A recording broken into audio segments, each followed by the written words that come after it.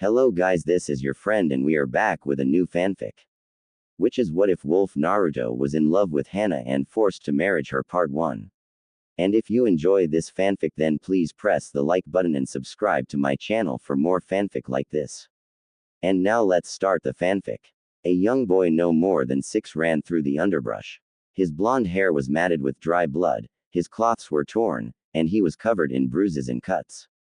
But it was his eyes that showed just how hard his life had been. Eyes filled with loneliness, pain, and sadness. Why, he thought, why me, what did I ever do to them? That's when he saw what he had stumbled onto. There standing before him was a wolf. It was huge, with silver fur, and a mouth full of teeth that could easily tear him to shreds. The moonlight glinted off its gold eyes. Eyes that showed curiosity, and was that pity he saw in its eyes? No, it couldn't be, could it? He flinched as it jerked its head up. Cries of demon and hell spawn could be heard from over the hill. The wolf walked over to him and looked into his eyes. It snorted, obviously it had found what it was looking for.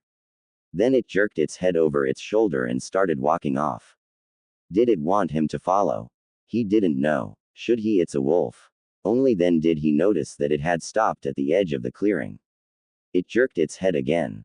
This was the weirdest thing to ever happen to him. He heard the villagers getting closer. The wolf actually looked exasperated. That had to be the weirdest face he had ever seen on a wolf. Not that he had seen many, mind you. It looked at him once more and left. Then he heard the villagers clomping through the bushes. Okay, I chose life. That was it. No note, no body, and no blood, nothing. He just disappeared. That was the last the Leaf Village ever heard of Uzumaki Naruto. At least that's what they thought. Oh, how pathetic. Justice is sweet. Time skip. 6 years. All was silent. It was quiet and relaxing. There was nothing in the cave but a wolf lying on a rock. Hey Risha. Shit, he was back. She looked at the blonde boy. He certainly was loud. Yes, cub. He had grown. His hair was now wilder and grew down just below his shoulders. His chest was bare and showed his well-muscled body. He wore black pants that had grown ragged at the bottom. He had lost all his baby fat and looked quite mature. He looked about 15, maybe 16. He had fangs and retractable claws, gifts of the Kyuubi for releasing him. He also had a tail and wolf ears on top of his head. The most surprising new feature was his eyes. They turned red when he got mad and they had become slits. But that wasn't the most astonishing thing about his eyes. What was is the fact that they now held warmth, no longer could hurt alone be seen in them. The humans are gathering again. The she-wolf sighed. This happened a lot, but she understood. He was ever curious about his kind. And why should we care? She asked. This stumped him. He had no answer. He was just curious. He remembered living in Konoha. I was wondering, can I go back and find out about myself and my kind? She knew this day would one day come. But why did it have to come so soon? She felt that he can protect himself. Still, he gets into trouble a lot, so she had made some precautions. Sure, but before you leave I want you to sign this. She held in her mouth the summoning contract of the wolves that had been put in her keeping by her master, the summons boss. She felt he was ready for it. The summons boss had told her to give it to whoever she found that had wolf-like loyalty to his pack. She had known that it was meant for Naruto for a long time. How could she not? He was a wolf in every way besides species. He was loyal, strong, kind, and was always ready to help his pack. What is it? It will allow you to summon wolves. Including me. After she had explained its importance and what it did, he took it and looked at it with reverence. He did as he was told and signed it. She then taught him how to make the hand signs to summon. His hands moved quickly and he hit the ground. Kuchio's no jutsu. A small wolf cub popped up. It squealed and jumped into his arms. He tried to keep the wolf from landing on his face, but it was not to be, because with the cub's jump and his face fault he couldn't quite keep it together and ended up on the ground with a wolf on his face. I'm Sib. He said. Nice to meet you. You must be our new friend. Yeah. Hey fuzzball, can you get off my face? Came a muffled reply. The wolf got off to let said blonde off the ground. I'll go tell dad that we have a new summoner, and then he disappeared in a puff of smoke. That went well, said Risha. That just pissed off the blonde who was currently trying to pick the fur out of his mouth. Overzealous. No good, furball shed in my mouth. She sighed. For a human he was quite weird. Naruto, keep safe and summon me if you have any problems. Okay mom, but it's not like I go looking for trouble, and if it finds me I can take care of myself, he said as he left the cozy little cave. She had a bad feeling about this. He was going to get in trouble. Waitish thought always gets in trouble, what else is new? In a field not far away, our favorite blonde had just fallen out of a tree when a blur jumped at him. What the hell? Then he saw his attacker. It was Sib. Oh hell. Hey, my dad said I'm your familiar. You know, the summon that follows you around. Naruto was now crying anime tears. Why me? Fine, he said, but no drooling while you ride on my shoulders. The cub yipped and jumped on his shoulder. I just know I'm going to regret this. As he entered the village hidden in the leaves, he noticed it was not very different. He sat down on a stool in his favorite ramen stand. The old man at the counter looked at him and asked what Naruto wanted. I'm hurt, old man, you don't remember your favorite customer. Naru. Naruto you're back. Well duh. Geez, I thought you would never get done with that sentence. The old cook took a long look at him and yelled, Hey Ayame, get in here, we have a special customer. A young girl with brown hair and an apron walked out. She looked at the young man and sighed. Her dad was always trying to set her up on dates, and it looked like his newest suitor had shown up. May I take your order? One pork, and might I add, you look stunning today, Ayame-chan. She was now officially ticked off. Not that this guy wasn't so hot she wanted to jump him here and now, but this was getting ridiculous. Alright buddy, you're cute and all, but I'm not going out with you, and dad, I'm not going to go out with a guy you pick for me, just let me find a guy myself. Her dad just looked at her with his mouth hanging open. He then tried to explain that this guy wasn't a special customer because he was a blind date, but she didn't believe him.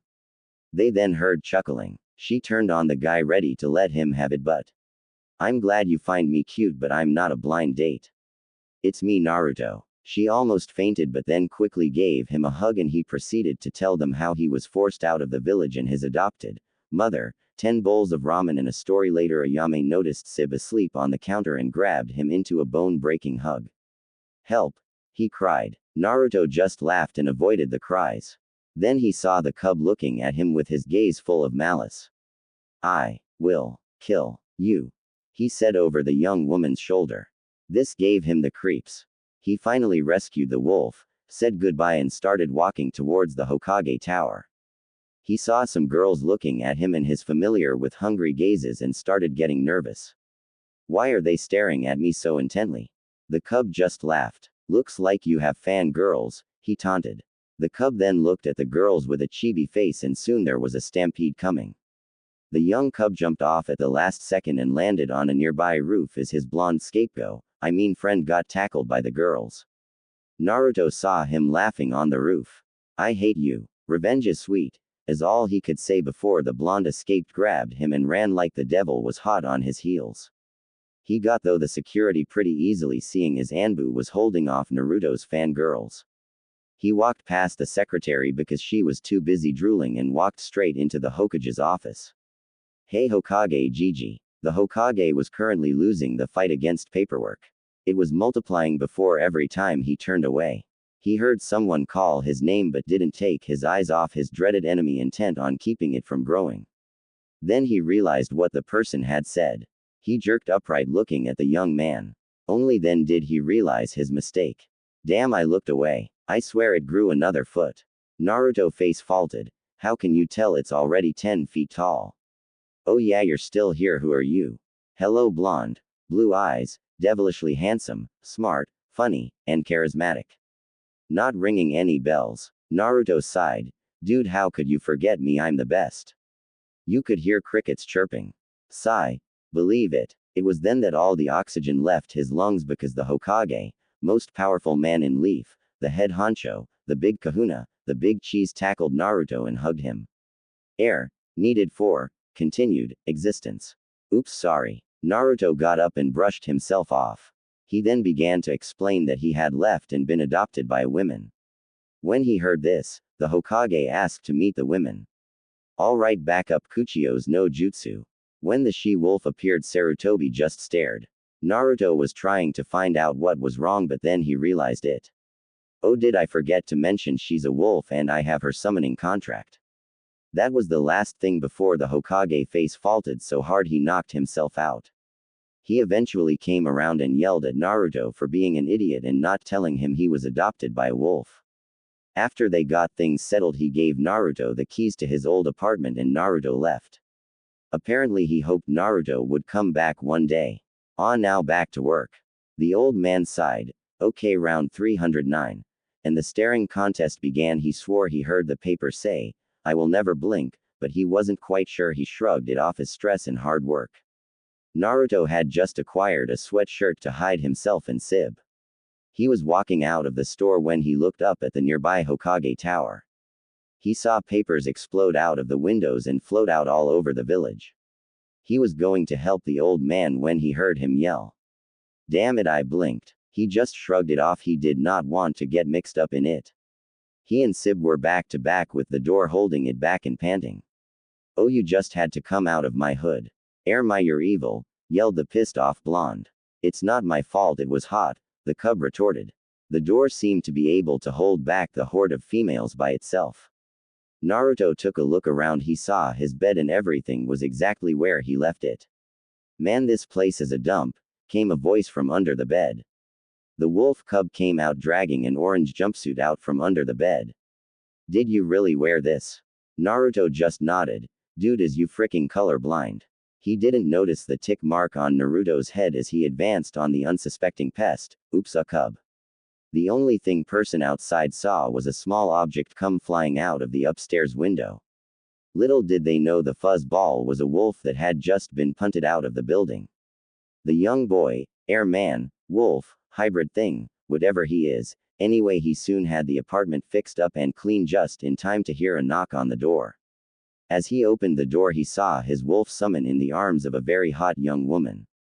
The wolf had sticks and leaves in his fur and was covered in dirt. The young woman had 3 dogs behind her. Is this your companion? She asked.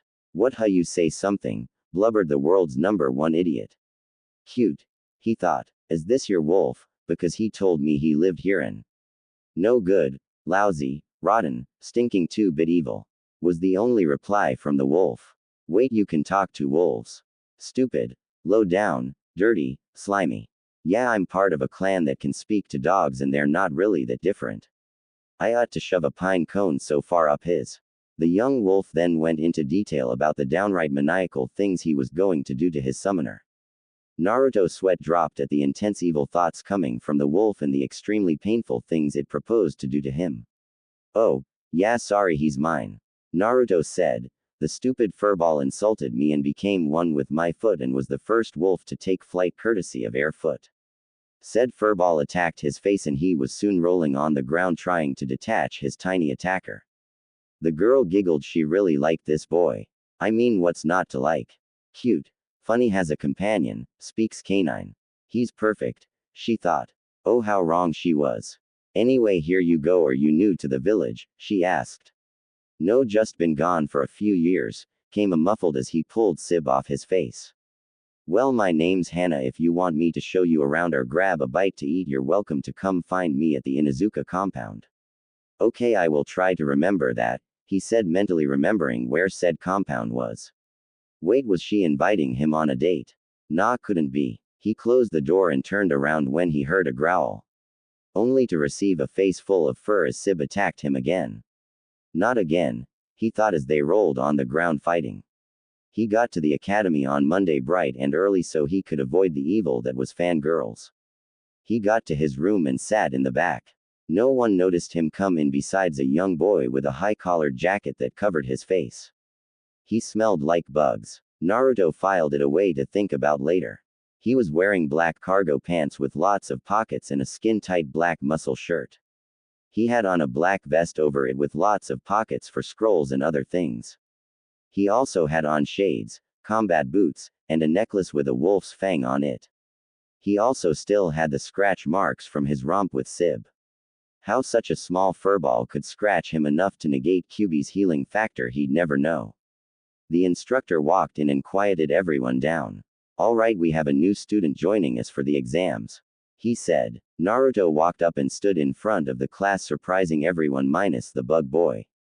The girls all started drooling and the boys all looked at him and got kind of scared considering he looked at them like a feral wolf looking at prey.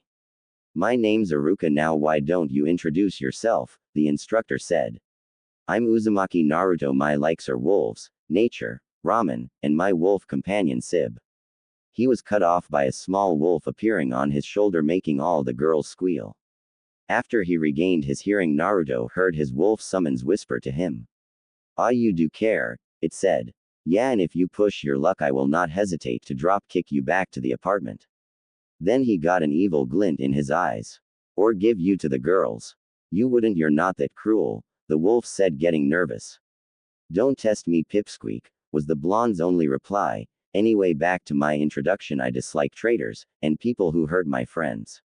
Oh, and fangirls. And my dream is to become the wolf Sanin and become the alpha of my pack and protect my pack mates. He heard a boy yell his approval of that last part. He also saw the boy's dog companion. You must know Hana, he said. Yeah, my name's Kiba and she's my sister, the boy replied. You must be the, if I remember what Sis said correctly, hot wild-looking wolf boy. At this, Naruto blushed and nodded his head while rubbing the back of his neck. Hey homie, pissed on any good trees lately? Sib asked the boy's dog. Yeah, good pine 327, very good year, before Jamie, it's what matters. Hi, my name's Akamaru, replied the canine. Okay, let's get on with the exams, said Aruka. First he did the 3 jutsus he had learned from the old man the day before, but he hadn't really had time to practice, so he barely passed.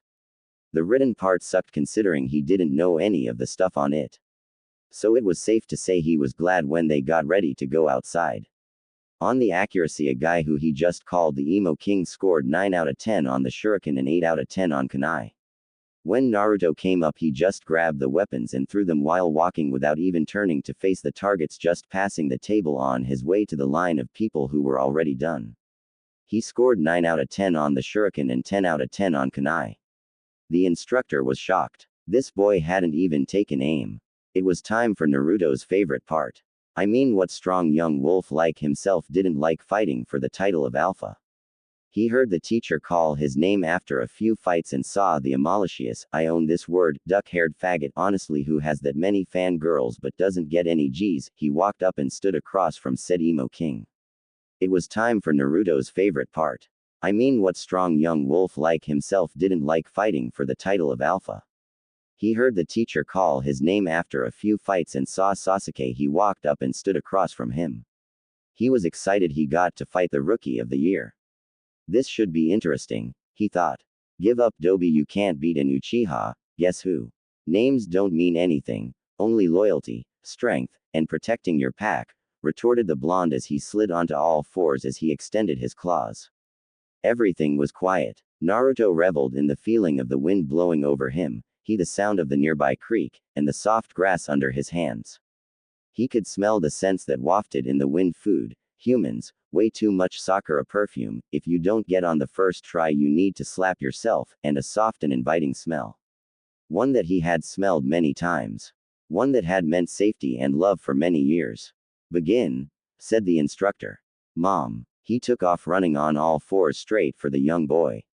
He got to him and tried to sweep his legs out from under him. Sasuke was surprised at the boy's speed and just barely jumped over the leg sweep. He tried to hit the blonde with a haymaker only to get caught and thrown to the ground. He got up and charged straight for his opponent only to catch a right hook to the chin. He flew off the ground only to have his foot caught by the wolf boy and thrown into the wall, knocking him unconscious. Everyone stared. The Uchiha had been beat by the new student. The boys all smirked and congratulated him. The girls went to check on their crush except for one with a big hoodie on. He got his headband and went out with some of the boys to get some barbecue. He learned their names. The big one that was eating all the barbecue was called Choji. The amazing lazy pineapple was named Shikamaru. Finally, dog boy, as we already know, was named Kiba. They talked about different things and ate until they got kicked out. Flashback no jutsu. The boys had been talking and having a good time until they saw that there was only one piece of meat. Naruto and Choji both reached for it at the same time. The other boys tried to warn him, but Naruto wouldn't let go. They were both staring at each other so intently that they didn't see Sib. He ran out and grabbed the meat from both of them. They both saw this and decided that they would join forces to get revenge. The ensuing brawl between the self-proclaimed chubby, the wolf cub, and the wolf boy was epic and destroyed a good part of the restaurant. Flashback no jutsu kai. He had paid for the damage and gone home to take a shower. He was gonna kill that furball when he got home. He had just been put on a team with Kiba and Shikamaru and they were heading to the ramen stand for lunch with Choji and their new friend Hana before meeting their sensei. Choji was complaining about his team. Man, why did I get stuck on a team with Mr. Makimo, and the Silent Wonder? Said Choji. Don't complain you didn't get stuck on the two dog boys. Replied Shikamaru as he sat down and ordered. Hey, I resent that just cause my clan uses dogs means I stink and I'm dirty and wild. Yelled Kiba. Yeah, Hana smelled quite nice. So it must just be him. Said Naruto as they started eating. Everyone looked at him. Silence. Complete silence. Finally Choji fell off his chair choking on his noodles. Kiba started laughing. Shikamaru just said troublesome, and Hinata eeped. So you got a crush on my sister, do you? Said Kiba. No. Nope, absolutely not. Said Naruto nervously. The rest of the meal was spent ragging on Naruto. After they had finished they went back to school to wait for their sensei. When they got there the teacher said that Team 10's sensei was waiting for them on a nearby roof. They got there and introduced themselves. Hi, I'm Asuma and I like smoking and shogi. I dislike some things in my dream is to have a family and die. Said their sensei. After everyone else had introduced themselves their sensei told them to meet for their test at Training Ground 13 and then he left. The rest of them were about to go home when Kiba stopped them. Hey guys, my mom invited you two over so she could meet my teammates, he said. I don't know, I was gonna go home and hang out with Sib and this dinner would cut into my lying around time. Said Naruto. Ah, come on, Sib can come and besides Hana will be there. Really? I mean, I don't know, I got so much to do in. Okay, you convinced me, let's go.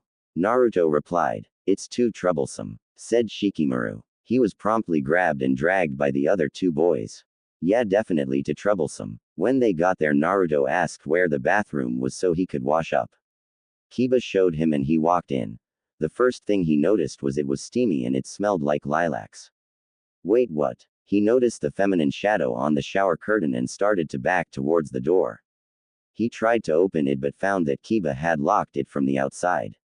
Wait, he knew. He is so dead when I get out of here. He looked for somewhere to hide but couldn't find anywhere. Suddenly something tugged on his shirt. It was a hand. Whoever it was looking for her towel. He got tugged into the shower. He was given a peek at what most men would kill for. Hana Inuzuka in the shower. She was a goddess. He was quickly propelled through the locked door and down the hallway by a huge nosebleed.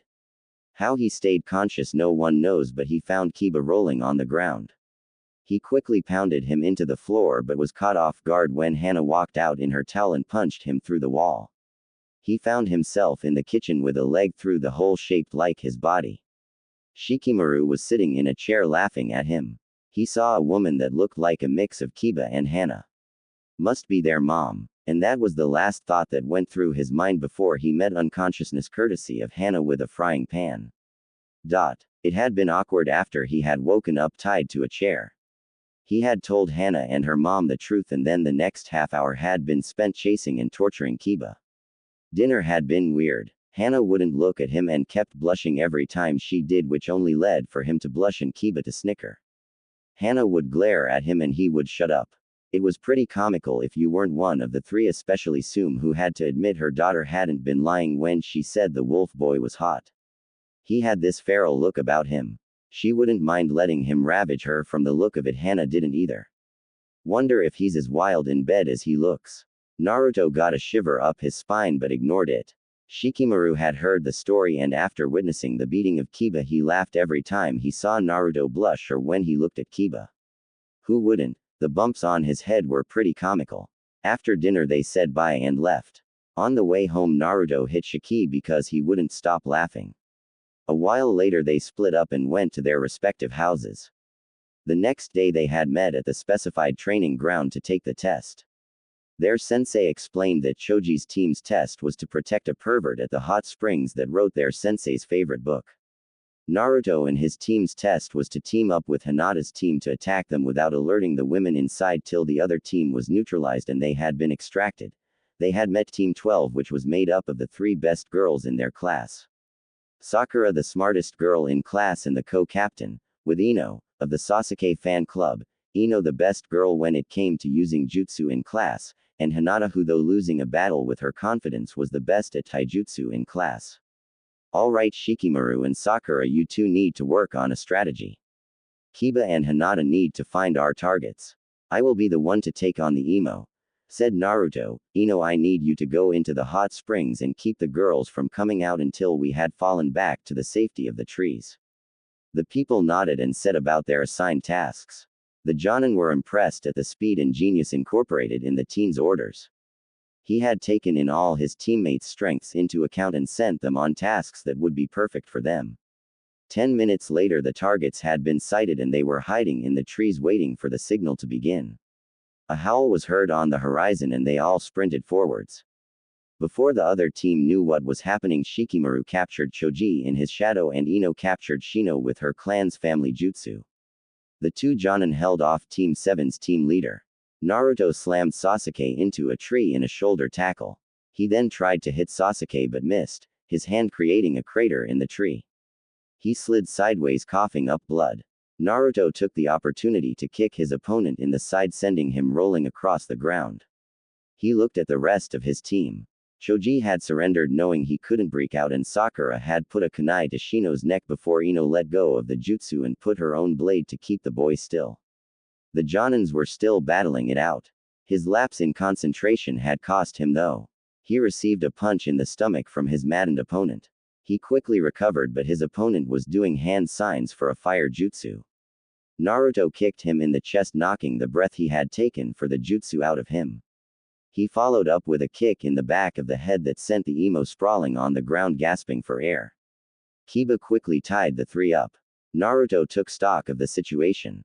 They had 3 prisoners they had to get out of there before they could give the signal to Ino to yell pervert. Also, their senseis were still fighting. Fall back to the tree line, it'll take on the pervert, he said. They did so without question and he saw the pervert ahead. He wore a old red vest and a headband with the words "for oil" on it. He turned just in time to duck under Naruto's roundhouse kick. Summoning jutsu, yelled the old man. A huge toad appeared under him and tried to hit Naruto with his tongue. Naruto dodged and summoned a young gray wolf. Hey Jack, a lil help here, said Naruto. Jack just wolfed and ran at the pervert. The man was surprised that this young man could summon wolves. That summoning had been lost years ago. In his disbelief, he got knocked off the frog's back and fell in the hot springs. Naruto heard the word pervert and a lot of fighting. He called the retreat and ran off with the Jonins to the rest of the teams. They released the captured genins and went to their respective training grounds. You all passed, said Asuma. Naruto, you will make a great leader. Shikamaru, you are well on your way to becoming a great strategist, and Kiba, your tracking and bond with your companion are top rate. This will be the greatest team of this generation, he thought. All right, yelled 2 excited young men. The third was asleep on the ground. After taking Shiki home and saying goodbye to Kiba, Naruto headed home. Sub showed up sometime on the trip and they were talking about what they were going to have for dinner and other stupid stuff. What else do you talk about when you are together all the time? On the way, Naruto smelled something familiar but just put it off as something near his apartment. Suddenly a shadow moved out in front of them. The person took a menacing step forward. Suddenly Naruto could make out who it was. You. That's it, sorry about messing with the tests, but I needed a way to fit Pervy Sage in there early so he can meet Naruto, notice his dreams and start helping him achieve his goal. Besides, if he asked Kakashi to help him and Team 7 was all male, Kakashi would do it in a heartbeat and you know it. Someone stepped out in front of them. Naruto recognized him at once. Oh, it's just the perv from this morning. I was actually scared for a second. He said. Hey, shut up. I'm not a perv. I am Jiraiya the super perv, The old man replied, doing some weird shuffle thing. Which I shall now call the pervy shuffle. Anyway, I'm going home. Naruto replied, trying to edge away. I want to train you. The perv said. Naruto was shocked. No one even liked him. Why would someone want to train him? He was the town's whipping boy. Why? You do know I was the fox demon's container until I let him free. He said. Yes. Sarutobi told me about how you found a loophole. What was the loophole, by the way? I made a deal with the devil. I summoned the Shinigami with the fox's help and we signed a contract in blood. The Shinigami would take the fox out of my seal and the fox would be contained in hell forever. I knew Arashi would leave a back door. Anyway, I want to train you because you're the son of my student, Karen Inuzuka. To say that Naruto was surprised was an understatement. He was the son of an Inuzuka. Who was my father, and you can't want to personally train me just cause of that. He said. Your father was a blacksmith, one of the best. He made the Yodaime's special kunai. Also, to answer your second question. No, if you were just her son I would have you trained by someone I trust, but you have a summoning contract. I want to train you to be able to kill Orochimaru and become the third Sannin. The wolf Sannin. The man replied. The meaning of what Jiraiya had said was stifling. He had the Toad Sannin asking to train him to be the third Sannin. I don't know. Can I do it? Naruto asked. His old insecurities were bubbling up, making him afraid. Years of abuse made him uneasy. His confidence had been shot for years. He was always wearing a mask, but down inside he was unsure, afraid, a cowering child. His life with the wolves had taught him not to be afraid, but he was once again feeling the cold pit in his stomach. Yes, you can. You can do it if you try hard enough. Came the soft response. I will. I have to become strong. I have to be able to protect the old man, Ayame, Sib, and Mom. I have a pack now and I have to protect them. He said resolutely. The perv was amazed that someone that had been through so much could survive and find happiness. Karen, your child is a lot like you. You would be proud. Alright, meet me at training ground 72 after your mission and training tomorrow. The perv then disappeared in a puff of smoke and leaves. The next day Naruto's team was sent on a capture mission. This is lazy troublesome. This is doggy style. I'm in position. I hate you, Naruto. This is smokestack. I have the target is sight. This is wolf boy. Move in. They circled the cat while Sib jumped on its back and wrestled it to the ground. Asuma picked it up and started walking off. Let's go. I think we just beat the old record, he said through a mouthful of death stick. Kiba looked murderously at Naruto. Next time I pick the code names. He growled. What, you don't like mine? He started counting them off on his fingers. Wet dog, Fido, doggy style, fuzzy, butt licker. None of those. 10 minutes later they could be found sporting bruises and cuts from fighting. Shikamaru had accidentally gotten dragged in and his pineapple hair looked like it had been peeled and cut in quarters. They turned in the cat and went to their training ground. Shikamaru was given weights and made to run, do push-ups, and pull-ups. Naruto was given a lesson in kunai and shuriken from Asuma. Last but not least, Kiba was made to climb up and down trees with a full backpack on. After training they went to lunch at a dango stand. They met the female team there. Kurenai was there and so were Ino and Sakura, but Hinata was missing. Where's Hinata? Kiba asked. She is with her other sensei learning confidence while I beat the fangirl out of these two. Kurenai answered. Sure enough, Hinata came in scrapped up and looked like she had been chewed on by a snake. Oh, the irony is they don't know how true that is. She was with a provocatively dressed purple-haired Jonin. She introduced herself as Anko, then began to promptly flirt with Naruto. An hour and a very weird lunch later, Naruto said goodbye to his friends and went to training ground 72. The perv wasn't there and Naruto sat down on the ground against a tree. An hour later he was still waiting quietly. All of a sudden he jumped away as the tea blew backwards. The sage stood there on the trunk holding what looked like a swirling ball of air. Good, you've learned patience and awareness. Now I can teach you this move if you want. He said, holding the ball aloft. Nope, I think I will make my own jutsu, but thanks. Naruto replied. Alright then, I think I will have to test you. Jiraiya said. Bring it on, perv. Naruto said as he slid onto all fours, extending his claws. I'm a super perv. The sage shot back, jumping at his student with another Rasengan in hand. An hour later, the young wolf boy lay in a destroyed training ground surrounded by downed trees. He looked like he had been put through a wood chipper. The toad sage stood not far away, leaning over and breathing hard. His shirt was torn and he had 4 claw marks across his chest. Wow, that was good for a first try.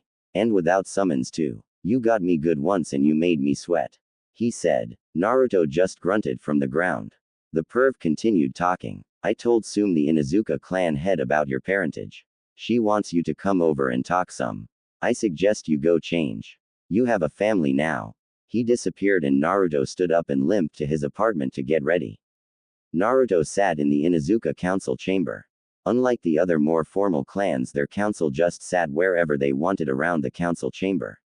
I use that term lightly as it looked like a giant living room filled with dogs, people, couches. They had a TV. Apparently the clan head was in charge. The council was just a formality. He looked at Sume. So great meeting. We just watched Animal Planet as animals killed things. He said. Yay. It was great. I love that snake guy. I can't wait till the show where he gets eaten, she said. Naruto just looked at her weird. He had recently found out that he was Sume's distant cousin. His mom had been her sister's cousin's brother's uncle's former wife's mother's sister. She had loved the look on his face. She hadn't stopped making fun of him about the fact that he was far enough to date Hana and her.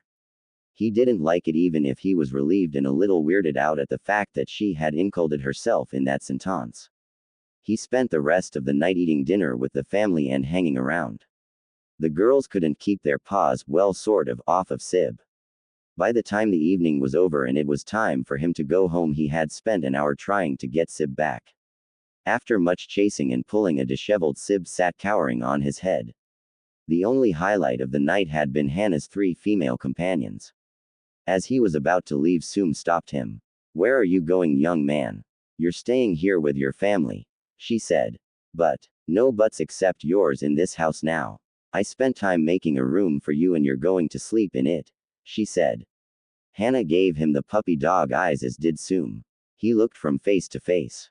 Can't resist. Creepy. Can't resist. Creepy. Can't resist. Creepy, but still working, he thought. Fine, he said dejectedly. They jumped up and down and squealed like girls. They then proceeded to drag him to a room down the hall. He said good night and went to bed. It had been a long day and he had training tomorrow. He thought back on the day with happiness. He had a team that he was close to. He had a great sensei that could help him get strong and cared about him, and now he had a family. He fell asleep smiling. I went back and changed the first chapter. Naruto has no dream about becoming the wolf Sannin. He just wants to be the strongest and protect his pack. Naruto was walking next to the perv on a trip to find his father's grave. He was still thinking about what Jiraiya had told him. Your father did not leave you because he didn't love you, Jiraiya said to the wolf boy. Then why didn't he stay with me? He shot back. The shock of your mother's death was almost too much. Then there was you. You held what had killed her. He couldn't kill you. He loved you and you were the legacy of your mother and him. However, at the same time, he hated your prisoner. He would have to kill you to get to it, and that he could not do. He finally decided to leave you to me and the Hokage so he could keep himself from killing you. The old man said. Then what happened to him? No money to send me. No letters. Nothing. Naruto asked. I got a letter about a month ago. It was from him. He was dying but he had no money to give you. Instead he made you a sword of the best materials from across the land. He traveled around gathering them and making you the best sword ever. Using techniques from the best metal smiths, he crafted a work of art. He put it in a shrine and left it booby-trapped and sealed with a blood seal for you to come and claim it. The sage said. We are going to go pick it up as soon as possible. He continued. That was what had started this god-awful trip. Between the hot springs, bars, and brothels, it was becoming a very long trip. He bumped into the older man who had stopped short. Before them lay a cliff face. 200 yards up lay a building. Naruto began to run up to the wall when the sage stopped him. He pointed to a seal 50 feet off the ground. That wall will suck your chakra out if you try to run up. Your father was a seal's master, he said. Then how do we get up? Naruto asked. The perv dug around behind a nearby boulder and something clicked. Immediately a staircase appeared. The sage stepped back and sat on the boulder. That's as far as I go. This is your test to see if you're capable of using the sword, he said. Naruto just shrugged and let Sib jump up on his shoulder. He began to walk up and got about 20 yards when he heard a thump. He turned around only to notice that the first stair had slammed shut and the rest were starting to close. Shit, was all Naruto could say before he began to haul up the stairs. Each thump encouraged him to run faster. He soon got to the top and collapsed. He looked down at the drop. He kept wondering what father set traps to keep their sons out of their inheritance. He walked up to the huge doors. They were 6 times his height and could fit 20 men and a midget standing shoulder to shoulder and shoulder to hip in the midget's case. He saw a seal and pumped chakra into it.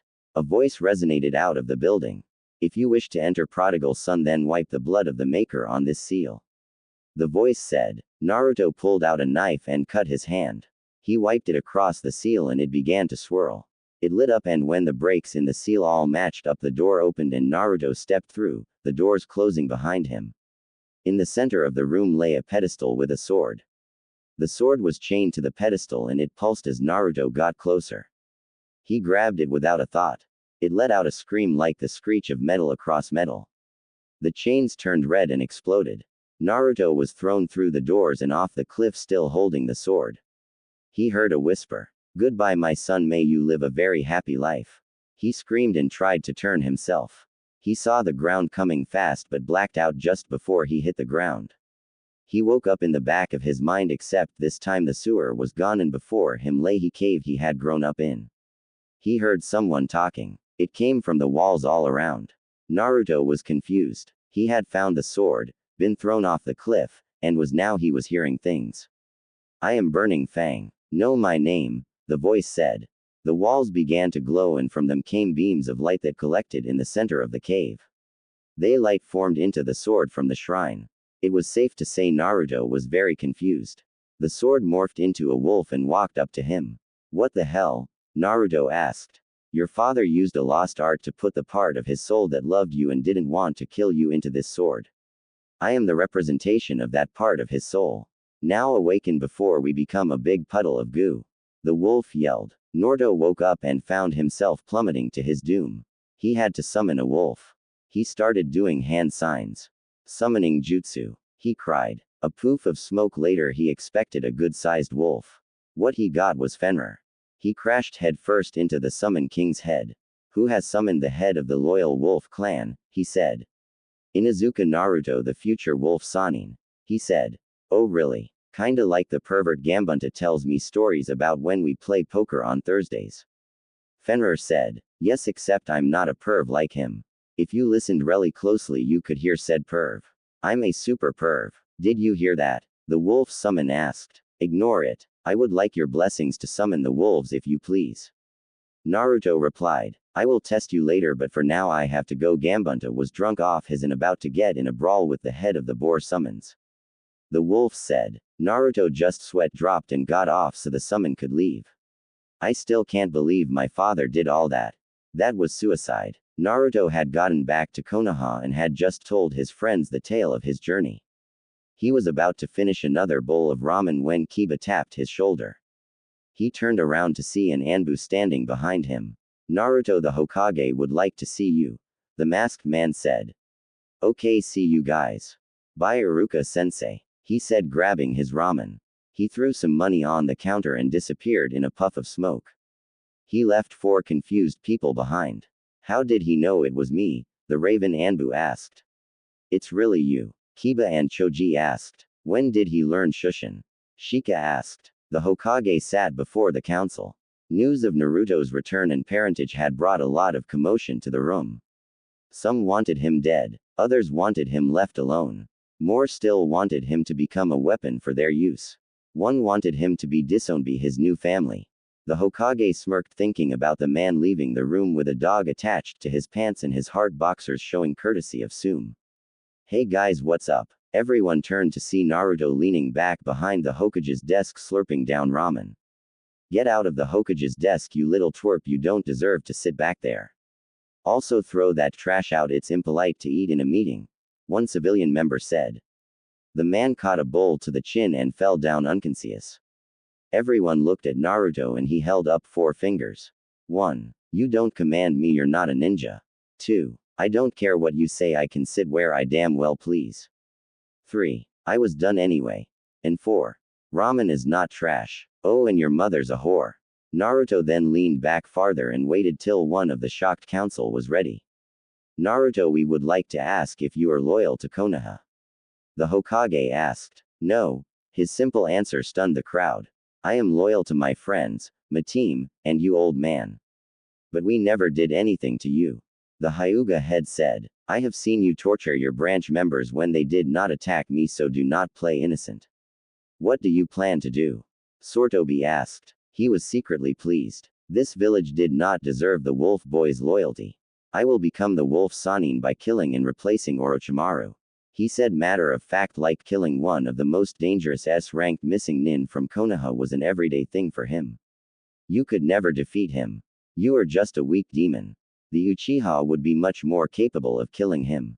Another stupid civilian said. Naruto could beat the Uchiha blindfolded. They heard a voice from the window only to find the toad Sannin leaning against the wall. I have trained him partially and will continue to train him, the perv said. Fuckhead civilian number 3 was about to talk when he was cut off by Naruto. You have 1 month to train the Uchiha. I will not train any further so he can at least come close to catching me. At the end of that time we will have a match in the stadium. If I win, you civilians stop sticking your noses in ninja business on pain of death. If he wins, Toad Boy over there. He pointed to the perv. We'll train him instead of me and you can use me as your slave weapon, whatever. It's on. Fuckhead number 3 said. You sure about this? The perv asked as they turned to leave. Yes. Naruto said. I wager my daughter to the winner. Sume said, making Naruto swivel around. She was smiling madly. Oh yeah, the Uchiha will become a Sannin. We get the demon and Sasuke gets the Inuzuka bitch to continue his line and intertwine the clans. None of the civilians saw Naruto slide a kunai out of his sleeve. Just you wait, Sume. We will turn your daughter into a breeder. Fuckhead number 3 continued. Sume just smiled. She had seen the kunai and knew what was coming. So how are we going to get the whore?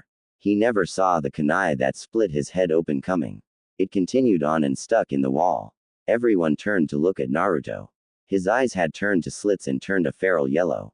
His claws extended, his hair grew shaggier, and his ears and tails popped up. He growled and turned to leave. Sume just laughed and looked at the quivering body on the floor. Somehow I don't think the Uchiha will have any children after this is over. She said with a feral look that scared everyone in the room.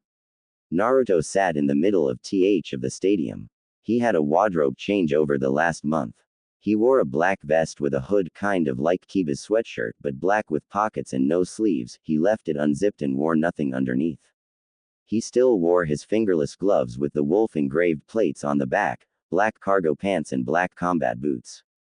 His hair had grown shoulder length and was shaggy, making him look a little wild. He had totally avoided walking the streets to keep from being jumped by fangirls. He fixed his gloves and thought back to his meeting with Sume. Naruto began to walk out of the back rooms into the stadium when he noticed someone leaning against the wall by the door. If you lose, you get disowned, you become a weapon with no free will, and more importantly, you lose Hana. Sume said. Why? Why put her in this? She needn't be in this. He replied. To test you. Because if you aren't strong enough to fight for her, you don't deserve her. If you don't have the heart, you will lose her. But what if I'm not strong enough? What if he wins? He lowered his head. Sume quickly covered the distance between them and slapped him. You are an Inuzuka. You don't not give up and you fight for what is dear to you. He is an Uchiha that fights for glory and his clan. You fight for honor. He fights for pride in his name. She put her hand on his face and lifted it up. What do you do, young Inuzuka, if he knocks you down? Get back up. And if he throws you off a wall, I step back through it. If he cuts your arm off, or stabs you in the gut, or rips out your heart, or burns your body, I fight and fight until I cannot fight any longer. I don't give up. I kill. I run. I go on until I win. Only then can I die. If he threatens your loved ones, I tear his head off. Naruto's eyes began to change and his teeth became longer. And what do you do this for? Not pride, not glory, not money, not fame. Then what do you fight for? Naruto yelled his answer. I fight for my loved ones. Sume just nodded and began to walk away. You have to win for Hana's sake. If you lose and live, L will kill you. So if you must lose, you better take his sorry with you. He sat there waiting for his opponent. He had no idea who was training him, but they were unusually late. Leaves stirred in the middle of the stadium and Sasuke and Kakashi appeared. Good, I was waiting for a fight. Naruto said, I will win. Sasuke said, I'm an Uchiha. Kakashi left the Aryan and the proctor explained the rules. You both know the bets. You will fight until I deem someone unfit to continue, someone is knocked out, or someone dies. Begin. He jumped away. Naruto crouched on all fours and charged Sasuke. Sasuke started some hand seals. Fire flower jutsu. Naruto dodged the fire and kicked Sasuke up into the air with the help of 3 clones. U-Z-A-M-A-K-I. Naruto barrage. Everyone looked at the crater only to find Sasuke had substituted with a boulder. Pretty good, he taunted, but I can do better. He took off at high speeds and began to kick the wolf boy around like a soccer ball. With one final kick he put Naruto into the wall of the stadium. All the civilians began to cheer because the demon had been defeated. Hana stood up and looked a little disconcerted. When the dust settled they saw Naruto laying in the dirt. Sasuke walked up to him and kicked him in the side. Looks like I get your little mud bitch. He said smirking. Hana, relax. It's not over. He won't lose without dying, and even then he will take that asshole with him. Sume said. Naruto started to change into his wolf form. She is not a trophy to win. He said, catching Sasuke's second kick. He flipped up onto the wall and opened his mouth. Bark. A wall of fire chakra shot out of his mouth and raced towards Sasuke. Sasuke barely escaped. The toad sage at next to Sume, old pervs trying to score. He stood up and walked to the railing. Naruto, your lady's at stake here. Hana tried to object but was cut off. I think it's time you showed him your true speed. Naruto smiled wolfishly, scaring a few of the onlookers. He put his hand on his vest and slid it off. He did the same with his boots. He held them up and dropped them. Dust shot 100 feet in the air, scaring everyone present. The fact that a genin was carrying that much weight scared them. Naruto swore he heard someone screaming about the flames of youth. He looked at the Uchiha and again took off. This time they were evenly matched. No one saw much, just snatches of them here and there. A few times they were seen with kunai locked. Finally they saw the emo stop. Fireball jutsu. He fired it right at the Inuzuka. Naruto barely had time to get between them and the flaming ball. He jumped into the air and took on the jutsu head on. His burned body fell to the ground. The Inuzuka clan gasped. That was a low blow. Sasuke walked towards the struggling figure.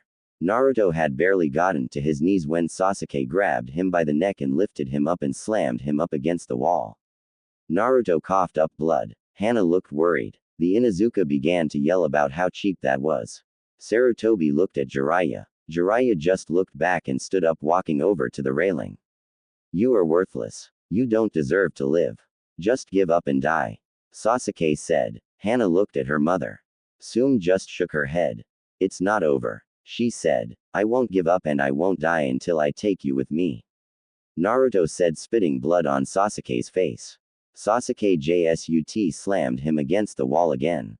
Naruto looked at him and just coughed up more, started to laugh. I am an Inuzuka. I don't give up and I fight for what is dear to me. You are an Uchiha that fights for glory and your clan. I fight for honor. You fight for pride and your name. I was once asked. Naruto said. Hana looked at him like he was crazy. Why did he not just give up? Sume stood up by Jiraiya. She began to recite with him. What do you do, young Inuzuka, if he knocks you down? He said. Get back up, she said to Hana, and if he throws you trough a wall. I step back through it. He sputtered. If he cuts your arm off, or stabs you in the gut, or rips out your heart, or burns your body, she whispered. I fight and fight until I cannot fight any longer. I don't give up. I kill. I run. I go on until I win. Only then can I die. He yelled at Sasuke's. If he threatens your loved ones. She yelled over the noise of the crowd. Naruto, hearing her, smiled and roared over all of the background noise. I tear his head off. And what do you do this for? She continued. Not pride, not glory, not money, not fame. Then what do you fight for? She asked, as if asking the whole stadium. She said the last part with him. I fight for my loved ones, he roared, headbutting Sasuke's face. Sume turned to her daughter. He fights for you. He fights because you are dear to him and are worth fighting for. He will win if it costs him his life. He won't give up, you're too precious to him. She said, turning back to the field. He won't give up for anything. Naruto tried to stand but was shoved back up against the wall by a bleeding Sasuke. You will die now. Where is your honor now? Stand up after this, Sasuke said right before shoving a Chidori through Naruto's chest. Naruto sat impaled on his opponent's arm. It had just missed his heart, but he would most likely die anyway. Sasuke pulled his arm out and drooped Naruto to the ground. He began to walk away. Naruto looked up at Hana. She sat in the stands crying and looking at the floor. She stood up and screamed at him. Why did you not just give up? She asked. He just smiled and pulled himself upright. His wound began to heal, but it would not be enough. He walked up behind Sasuke, who was waving to the cheering crowd. Naruto grabbed the emo and threw him into the wall.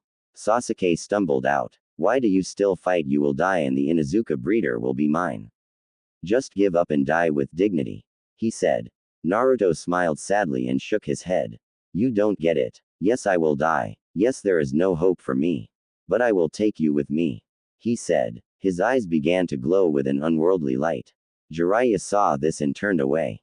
What is happening? Hana asked. I have seen it many times before. He is using his life force to continue. It will kill him, but he will take Sasuke with him, he said. Drag him to hell with you. You were a good student, may you rest well, he said to Naruto before starting to walk away. Sarutobita turned. He saw Naruto's surrogate mother standing on the wall of the stadium. She jerked her head towards the field. He turned in time to see Naruto's eyes turn back to their wolf form. Naruto's white aura turned yellow and wolves began to howl throughout the surrounding woods. Sib began to change. He grew until he was the same size as Hana's triplets. He jumped down and stood by Naruto, glowing the same color. Risha stood between the Toad Sannin and the Hokage. We are a pack. We live as a pack. We fight as a pack. We die as a pack. The wolves are combining our power so that he can live, she said. Naruto blurred out of sight and slammed Sasuke up into the air. He jumped up and slung Sasuke into the ground, creating a giant crater. He again blurred off and appeared baying the struggling Uchiha. Naruto backhanded Sasuke across the field before blurring and appearing above him. He axe-kicked the Emo King straight into the ground. Naruto began to walk off, as the proctor called it a ko, only to get 30 feet before passing out. He awoke only to be shocked by a hug from Hana. He lay in his bed and looked at everyone around him. You gave us quite a scare. Sume smiled. Don't ever do that again, Risha said. He smiled and lay back down only to shoot back up. Wait, what are you doing here? He asked his wolf mother. I moved in along with the rest of the wolves in the wolf clan, she said. He looked out the window only to find wolves and dogs playing in the rather large Inuzuka compound. Life just got a little weirder, he said. He looked at Hana. So, she started to move towards him. Don't kill me, please. She grabbed his shirt and pulled him into a kiss. Why would I hurt my stubborn boyfriend? She said, smiling sweetly. Jiraiya gulped and slid away, holding his manhood. He had seen that smile before. BB bo boy father bo ffffffff boyfriend, he asked just before passing out. Ah, just like my husband when we first started going out, Sume and Risha both said, starting to reminisce. Everyone in the room sweat dropped. What is wrong with this family? They yelled. Naruto was walking behind Jiraiya. It had been 2 hours, but the old perv hadn't told the wolf boy where they were going. Naruto was paying so little attention he almost ran into the old man. All right, Naruto, I have a confession to make. We aren't just going to train in some field. I am taking you on a journey for 5 years. I plan to teach you how to work Togathor with your summons, use your sword, and many other useful things such as create your own jutsu. The old man said. PFFFT. I knew this was coming. Okay, let's go. The boy said. What? I assumed you would be mad that I tricked you. Nah, by the way, there is someone here. Naruto said, sniffing. Oh good, Kenshin is here. The old man said, you might want to take out your sword. A flash of red and a young man with an X-shaped scar had his blade locked with Naruto's. The man had long red hair. Hello Naruto, he said. I am the Batosai. Time skip a year. Naruto was leaned against a tree and thought about the news he had received recently through the Toad Sanin's informants. Sound had attacked the Leaf Village and done some damage but nothing major. Jiraiya had learned of the attack early through the cage and informed the village. Sand had been offered a chance to help, but the cage was in debt to Naruto for helping get the one-tailed beast free in the same manner as Naruto had gotten rid of the fox. While few people were hurt, there was substantial damage to the buildings. The cage had been killed and Orochimaru used the man's likeness to get close enough to kill the third. While Naruto was sad, he had always known the old man would die. Naruto had missed the memorial, but he had given his own memorial. With that over with, he went back to what he knew the old man would have wanted him to be doing instead of mourning, training. Naruto dove out of the way as a foot implanted itself into the ground where the wolf boy had been standing. Ah, good Naruto. You're getting better, the man said. He wore a green domed hat and had a huge mustache. Will you stop sneaking up on me, you bloody pedophile? If I didn't see you always sneaking around at the hot springs with Jiraiya, I would swear you were bent. Naruto said, catching a knee to the chin. He flew back and connected with a boulder. Time skipped 2 years. Naruto stood on a stone pillar. He had done much since the attack on Konoha. Other than finding the slug Sannin and convincing her to go to be the 5th Hokage, he had visited all the major countries and met much of the Toad Sannin's spy network, while simultaneously setting up his own. He had also seen many things and learned much from his senseis. He knew how to use his sword and had made his own fighting style, which was a version of Kempo with a few outside moves, all of which incorporated his four-legged fighting style. He was starting to become powerful, but he would still need more to beat the Snake Sannin. The Uchiha was soon to be the Snake Man's new body, and while Naruto could whip the little shit, he did not want an Orochimaru with Sharingan. Suddenly the perverted sage appeared on a pillar not far from Naruto. Okay Naruto, you have learned a lot, but now you will meet your most powerful sensei yet. The man said. Who is it this time? Naruto said, looking straight at the old man. It is me. The great and powerful Super Perv shall teach you what you need to know to finish your training. He shouted, doing the pervy shuffle. Bring it on, old man. Naruto said, dropping on all fours. Time skip 1 year and 6 months. Hana Pav. Hana was standing in what was supposed to be one of Orochimaru's bases. The triplets started going crazy and Hana looked towards the direction they were barking. On a ledge not too far away stood her target, Sasuke Uchiha.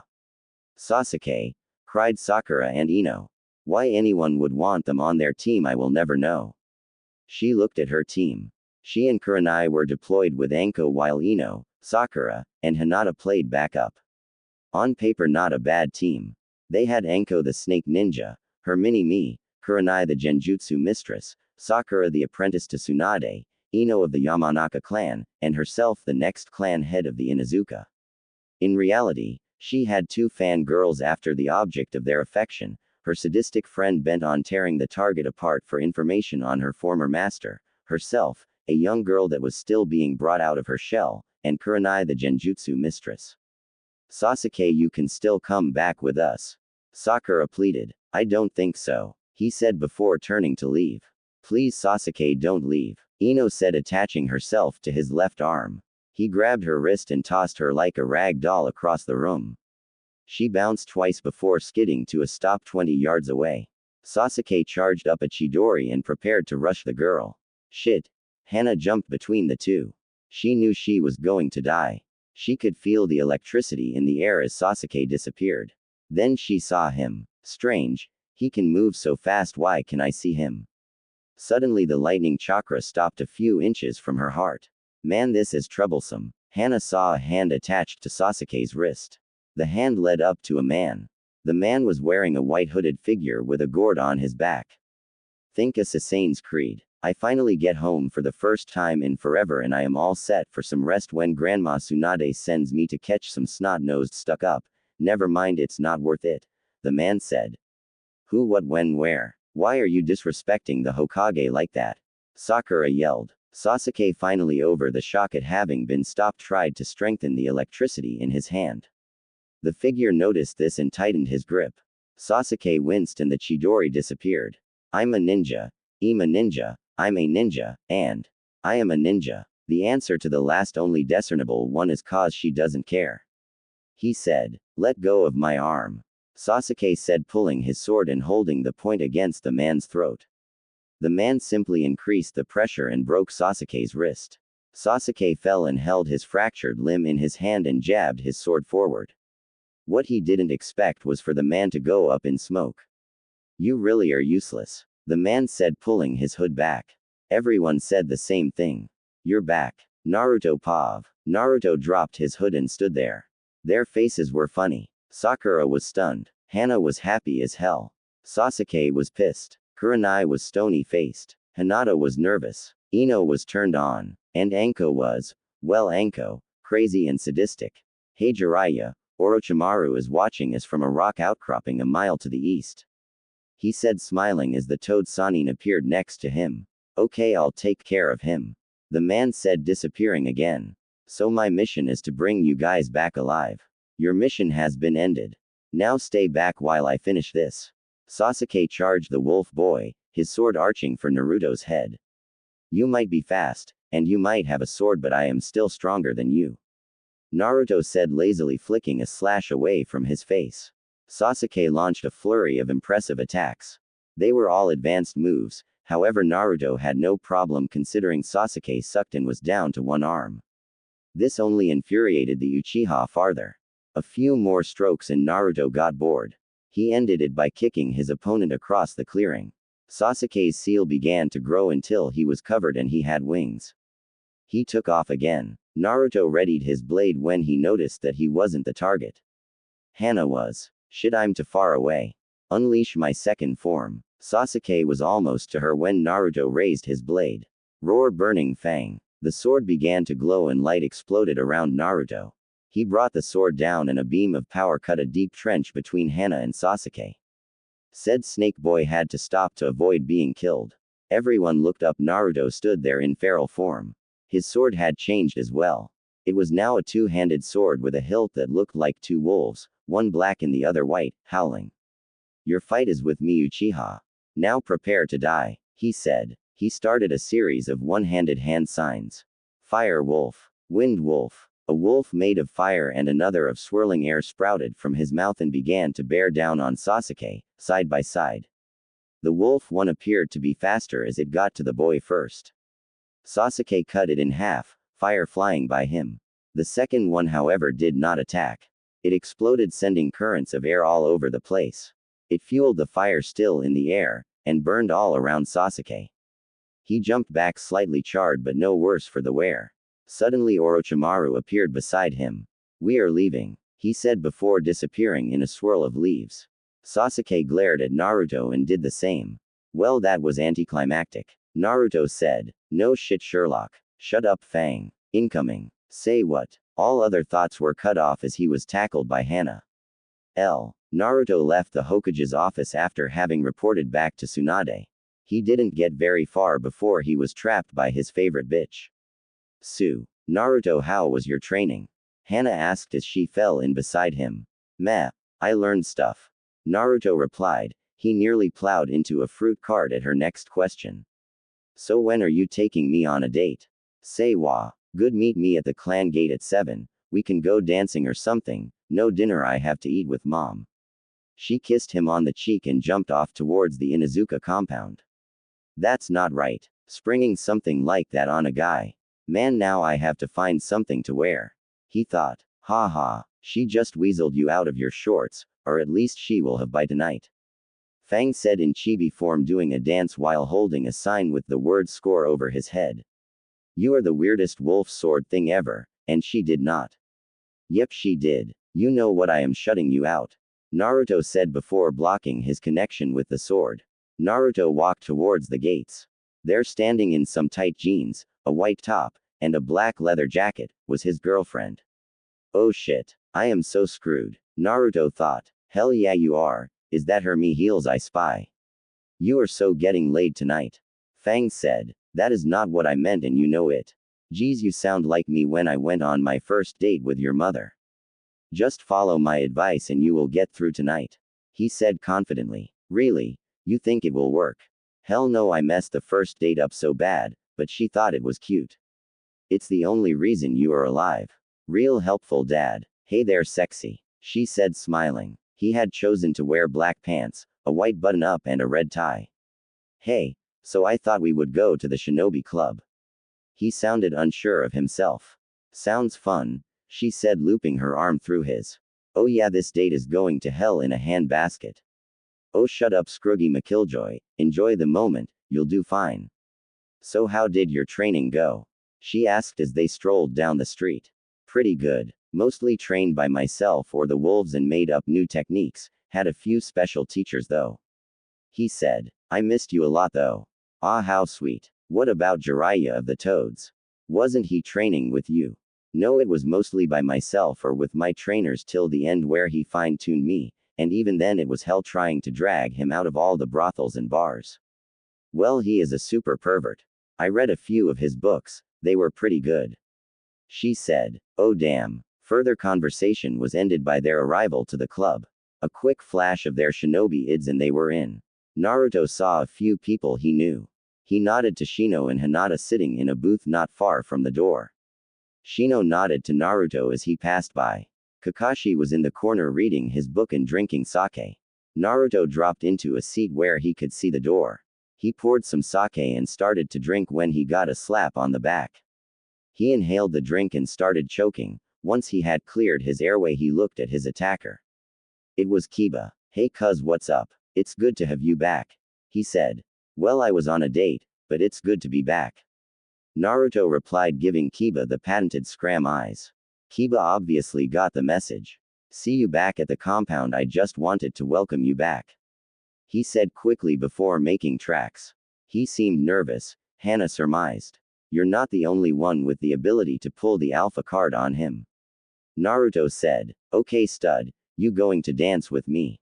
She said standing. No, I think I'll let my beautiful girlfriend dance alone in a group full of hormonal guys. Naruto said sarcastically before being dragged by his tie to the dance floor. I like this tie. Hana purred sensually into his neck when they reached the floor. It is almost like a collar.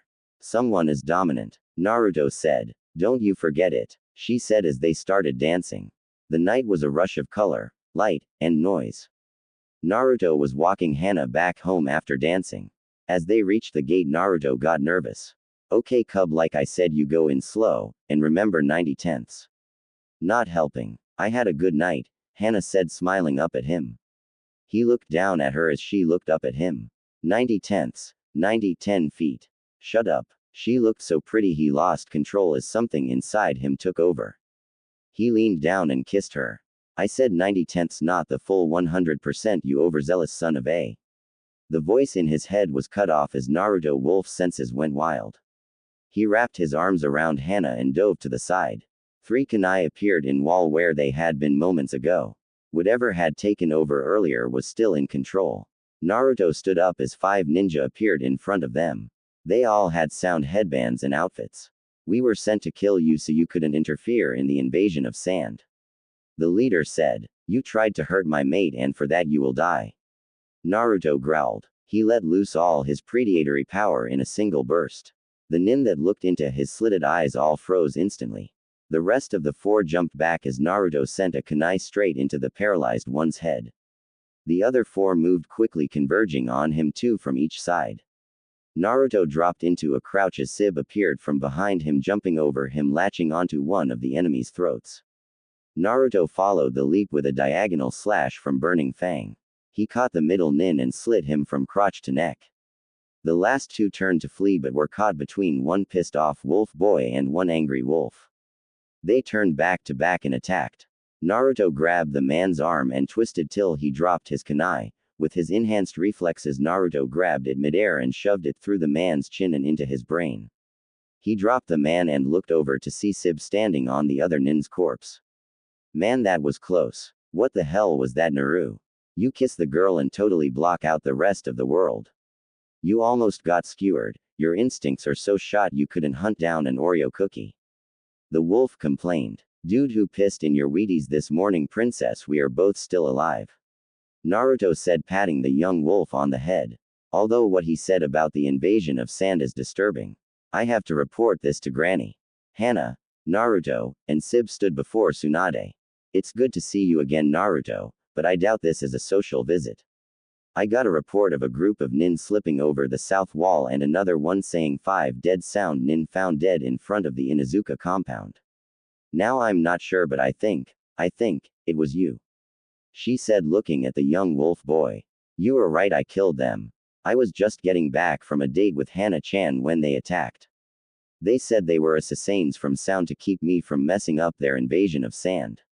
Now, seeing as weak as they were and unprepared, I think the snake Tem is giving me a message. He wants me to be there at the invasion. Naruto said in a steady voice. I think this is a good summary, therefore we can't send you into a trap. She said, I am the fastest person in the village as well as one of the strongest, you have to send me as backup. He said, Gaara might need my help. The council will never allow it. She sighed. But I do believe I need to send a 2-man squad to Sand to pick up Shikamaru. I think you are the perfect choice. She said, smiling behind her papers. They can't say anything about that because it has nothing to do with war, right? Hana said, smirking at the loophole. Yep, they can't say a thing. Tsunade smiled. I expect you to leave in an hour.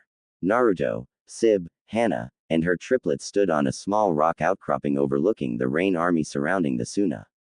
At their feet lay a squad of dead rain nin. The back guard had failed to impress them. Campfires dotted the desert in front of them. A giant war tent stood at the back to the northeast of the city walls. Already a few dozed corpses from both sides littered the bottom walls of the city. The rain had obviously gauged the enemy's strength earlier in the day and found that taking the city would be no easy task. Hana turned to the young sage, looking to see what he would do. He pulled the gourd off his back and turned it upside down. Sand began pouring out onto the dune below the rocks. What are you doing? Hana asked him as he threw the gourd back over his shoulder. That sand has been with me for almost 2 years. It has absorbed my chakra while we traveled, and on top of that I poured chakra into whenever we had time to kill. It is so attuned to me that controlling it is almost no problem, and if you control 1 grain of sand, you control the whole desert. Now hold on. He wrapped his arm around her waist and did a series of hand signs. By the time he ended the chain, the sand below the rock was trashing and shuddering as if it were alive. What looked like a wolf rose and crashed back down. The rock tipped slightly to the side as the sand began to climb up the sides.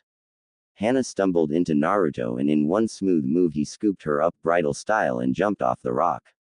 He landed in a crouch and as his feet touched the sand it shot up 15 feet in the air. Hana looked into his eyes as they turned feral. Yurufu Subarashi. From the top of Suna's walls Shikamaru stood observing the rain forces that had set up shop below. He had gotten dragged into the defense planning earlier by his girlfriend.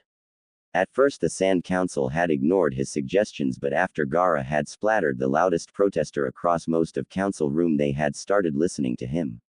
Still the outlook was not what he would call ideal. There were too many unknowns. With rain being closed off for so many years all they had to go by was rumors. His planning could center around year-old knowledge or fairy tales. He would have given his right arm to know what was in that tent leading these soldiers. He started to light his cigarette when all of a sudden from the west a cloud of dust began to rise from the top of a dune. Suddenly a howl broke the silence that lay over the city. He could almost swear the cloud looked like a wolf. The cloud began whipping around the top of the dune before shooting forward towards the city, and thus the rain army. The cloud looked like it was being led by 5 giant wolves made of sand, and this time he knew it was not a trick of the eye. All was dead silent as the wolves bore down on the rain nin. The few that made it out of their tents in time turned to run when it hit the perimeter of their encampment. As it struck, the silence was again broken by what could only be the howling and snarling of a pack of wolves. Smaller wolves rose from the feet of the 5 wolves in the lead and crashed back into the sand around them, sometimes taking tents and men with them. The sound was deafening and the cries of the men could barely be heard above the storm. The wolves kept coming, eventually crashing into the walls. That still was not the end of the storm as some of the wolves began bounding up the wall, followed by trails sand.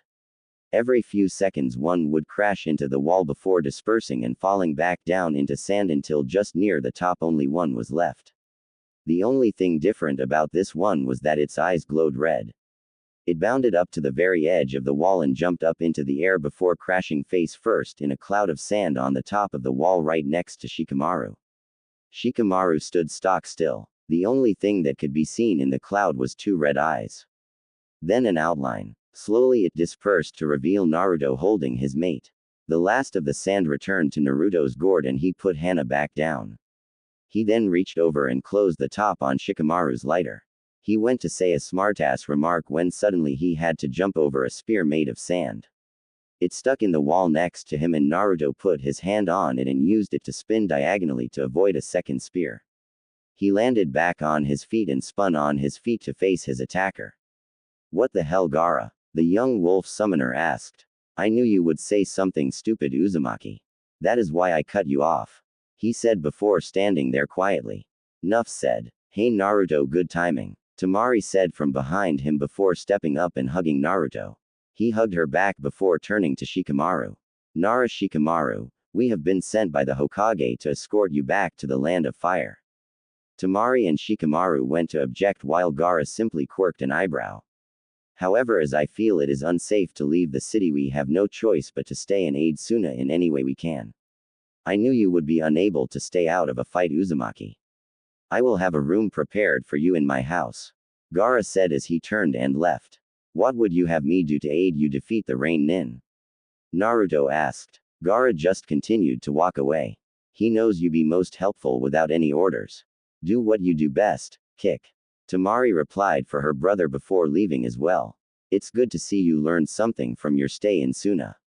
You always did know how to make an entrance," Shikamaru said, but before he could leave, Naruto put his hand on his shoulder and slowed him down.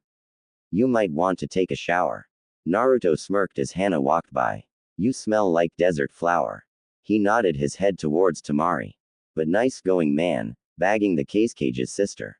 Just don't make him mad. I don't want to have to scrape what's left of one of my oldest friends off the ground with a spatula." Shikamaru just continued to follow his girlfriend as Naruto ran to catch up with his own mate. "Well, maybe there is some hope of survival. Hey, guys, a little help here," Sib said as he climbed over the wall and fell on his face. Su tired. "I need a summoning scroll like the triplets." He then walked a couple feet and once again fell down. "It'll be right there. Or maybe it'll sleep here. I don't know. Bunch of jerks." Naruto stood on top tier of the wall overlooking the battlefield. He had spent the night preparing for the battle. He didn't know what would happen after this battle. This might be the beginning of the next great shinobi war. He didn't know why Orochimaru wanted him here. He didn't know what to do about any of it. What he did know was that he knew how to fight. Just get through today. Then we take on tomorrow. You were always a little slow on the thinking ahead. Just like your old man.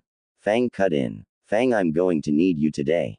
This might get ugly. Of course you're going to need me, I'm amazing."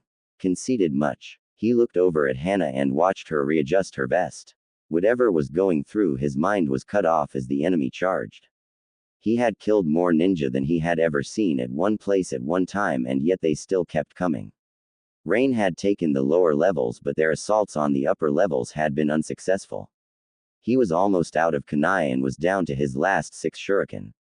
He loosed them into an oncoming nin's chest before pulling his sword. He killed 2 more when he noticed that they were losing the level they were on as well. The Suna nin were falling back to the next level, but they were open to attack by the oncoming Rain nin. "Come on. Any Rain nin that wants some of the wolf sanin," he yelled. This caught the Rain nin's attention as they turned to him and charged.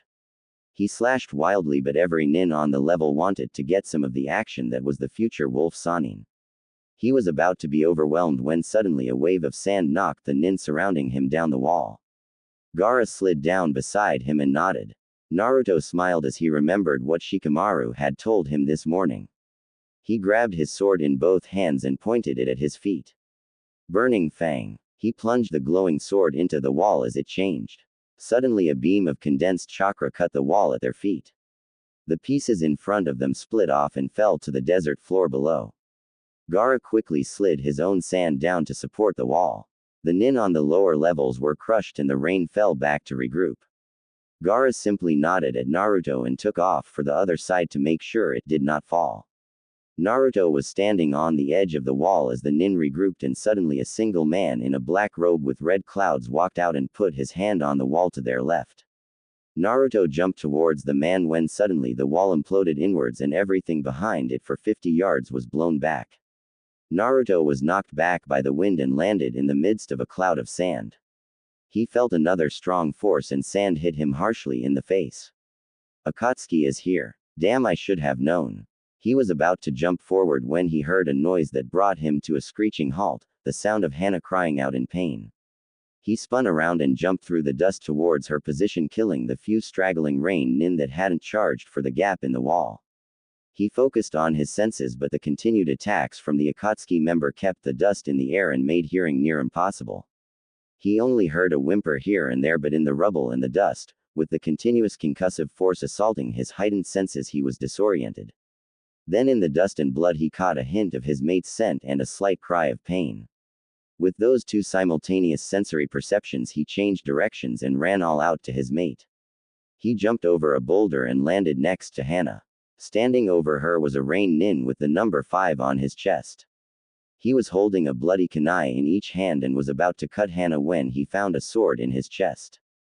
Naruto lifted the man up and threw him from the blade. He looked down and found his mate had several deep painful gashes across her body. Most of them seemed centered on her abdomen and inner thighs. His diagnosis was cut short as his hearing picked up a slight noise in the dust. Well, you took the bait. He turned to find 5 men standing on the rubble around them. One of them dropped 2 of the triplets, both unconscious on the ground. Another threw one tied up and badly bleeding into the heap. Naruto stood calmly with Fang on his shoulder. All 5 of the men felt powerful. We were given the personal order from our god to kill you and your mate. One of them said. On his shoulder was the number 1. I don't know, K. He killed you without even blinking. Maybe we should give up on this endeavor and instead find another way to help Pain. The one with a 4 on his forehead said. Nonsense. Yor was the weakest of the 6 and a mindless brute as well. We can handle him. The 6 hands of God are invincible. Number 1 said. Number 4 obviously thought otherwise, but before Naruto could try and sway him, number 1 attacked. Naruto threw the last of his kunai at the charging man and stood ready. The nin ducked them and charged Naruto from the front. Naruto swung his sword diagonally from the hip with one hand.